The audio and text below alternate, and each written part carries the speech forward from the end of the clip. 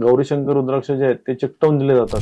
हा. म्हणजे एक 5 मुखी रुद्राक्ष, एक 7 मुखी रुद्राक्ष, त्याला मधून छेद करतात आणि मग तो असा एकदम एवढ्या पद्धतीने चिटकवला जातो की आपल्याला वाटतं की हे खरंच रुद्राक्ष आहे. आलं लक्षात ना. त्याच्यामुळे फार फसगत होते, तर त्यामुळे आपल्याला खूप सावधगिरीने ते करायला लागेल. काय काय वेळेस काय करतात की समजा 5 मुखी रुद्राक्ष आहे, तर त्याची इतर मुख जे आहेत ना ती त्याच्यात ते म्हणजे कार्विंग करून ते बाजूला करतात. इतर मुख जे आहेत ते त्या ठिकाणी बाजूला केली जातात घासून त्याला, आणि मग फिनिशिंग करून मग त्याला त्याचं एक मुख ठेवलं जातं किंवा त्याची 3 मुख ठेवली जातात किंवा त्याची 4 मुखी केला बनवलं जातं. ते एवढ्या पद्धतीने बनावटी केलं. किंवा काही वेळेस 5 मुखीचा रुद्राक्ष 9 मुखी बनवला जातो, त्याला उभे छेद देऊन, उभी मुख काढून. एवढे फरक आहे. त्यामुळे ते आपल्याला थोडं कधी कधी फरक ओळखणं फार कठीण. अवघड जाते. आणि फायबरमध्ये ते एवढं हुबेहूब करतायत की तुम्ही ओळखूच शकत नाही.